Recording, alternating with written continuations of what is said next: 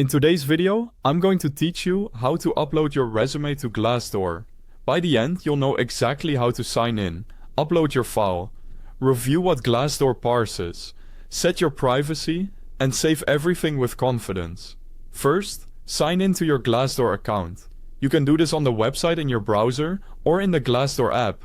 Once you're in, look to the top right corner and click the profile icon. This opens a menu with your personal options and settings. From that drop-down, choose either Resume and Experience or Job Preferences.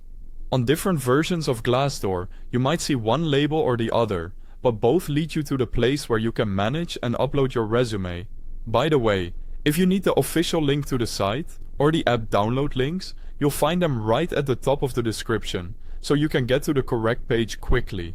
Next, click Upload Resume. Select your file from your computer or mobile device. Glassdoor supports PDF, DOCX, RTF, and TXT formats.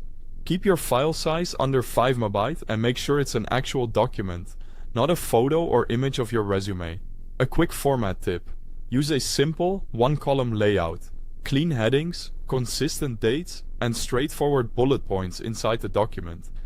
Help Glassdoor's AI parse your work history, skills, and education accurately. After the upload, Glassdoor will display the parsed information. Take a moment to review each section. If everything looks correct, click Looks Good to confirm. If something is off, return to your file, simplify the formatting, and re-upload.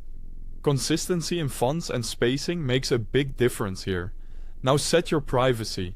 You can choose public, private, or anonymous to control who sees your resume. Public increases discoverability, private keeps it restricted, and anonymous hides your name and contact details while still showcasing your experience. You can adjust these options anytime in your privacy dashboard. And you can limit visibility so only employers you apply to can access your resume. When you're satisfied, click Finish to save. That's it. Your resume is now uploaded to your profile and ready to use for applications. If you prefer not to upload a file, you can also import your data directly from your LinkedIn profile, which can save time and reduce formatting issues. If you run into an error, double check that your resume isn't an image, and that it's under 5 MB. Converting to one of the supported formats often resolves common issues. Thanks for watching.